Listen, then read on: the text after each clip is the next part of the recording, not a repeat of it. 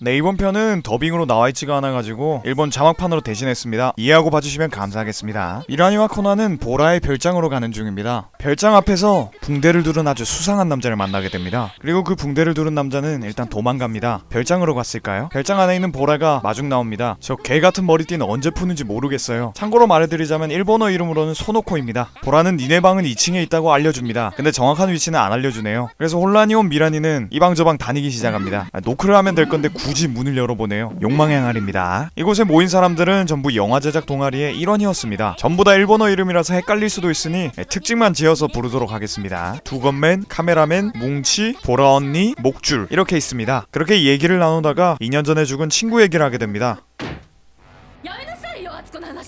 굉장히 예민하게 반응하네요. 수상합니다. 그 얘기를 기점으로 뭉치는 지붕을 수리하러 가고 나머지는 다 산책을 나가게 됩니다. 그러던 중 미라니는 붕대남의 습격을 받습니다. 하지만 견문세계 패기로 피해줍니다. 여러분들도 태권도를 10년 하면 견문세계 패기는 자동 탑재됩니다. 태권도 하세요. 사람들이 오는 것 같자 붕대남은 도망가버립니다. 산장에 있는 사람들도 붕대남은 한 번씩은 본 것 같다고 하네요. 그래서 경찰에 붕대남을 신고하려고 전화를 걸었더니 전화가 먹통입니다. 개 쫄아가지고 뭉치는 튀네요. 근데 다리도 잘려 있습니다. 누가 의도적으로 자른 것 같네요. 모두가 동료를 하고 있습니다. 하지만 목줄만 냉정하게 상황을 판단합니다. 그 붕대남을 찾아야 한다고 하네요. 코난에서 냉정하면 제일 빨리 뒤져요. 알아두시길 바랍니다. 이제 모두 방에 들어가고 목줄도 이제 방에 들어가려고 합니다. 근데 방 밑에서 쪽지를 발견하네요. 굉장히 당황합니다. 그러고는 피곤해서 먼저 들어가서 잔다고 하네요. 시간이 흘러 저녁 준비를 하고 있습니다. 그리고 보라의 언니한테 2년 전에 있었던 일을 듣습니다. 2년 전에 동아리원이었던 저 안경 낀 친구가 자살을 했다고 하네요. 그렇게 저녁을 먹고 있던 도중 뭉치가 바깥에 뭔가 있다고 합니다. 씨발 깜짝이야. 붕대남이 목줄을 데려가고 있었습니다. 모두 쫓아가보지만 목줄은 토막난 상태로 발견되었습니다. 끔찍하네요. 붕대남이 다시 올 수도 있다는 가정하에 모든 창문과 문을 잠그기로 합니다. 근데 그러던 중 이상한 점을 발견합니다. 아까 죽었던 사람의 실내화가 뒷문 쪽에 있습니다. 죽은 사람은 뒷문을 통해서 나갔단 소리죠. 그런데 붕대남은 왜 뒷문으로 나가서 앞문으로 그 모습을 보여줬던 걸까요? 일부러 보여줬다는 느낌이 강합니다. 그렇게 자려고 하는데 아까 봤던 붕대남이 습격을 합니다. 새끼 위험하니까 걷어 차버리네요. 상남자입니다. 하지만 강철 여자 미라니는 그따위 발척이로는 일어나지 않습니다.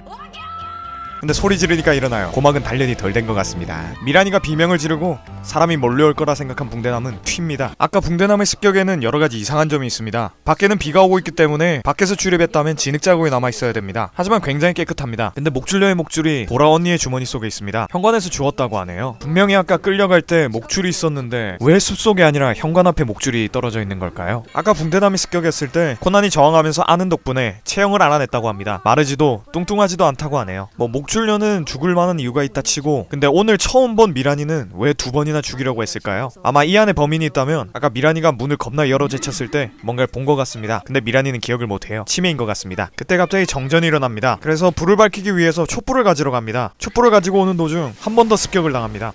한 번 더 견문세계 패기를 사용해줍니다. 해적왕의 자질이 보이네요. 거실로 돌아가보니 2층 창문이 깨져 있습니다. 모두 밖에서 출입했다고 생각을 하지만 안쪽 잠금 장치가 풀려 있습니다. 아마 안에서 나갔다가 밖에서 일부러 깨놓은 것 같습니다. 그리고 베란다로 나가보니 이상한 줄자국이 있습니다. 코난 드디어 범인을 알아냅니다. 미라니를 마취해서 탐정 역할을 맡기려고 합니다.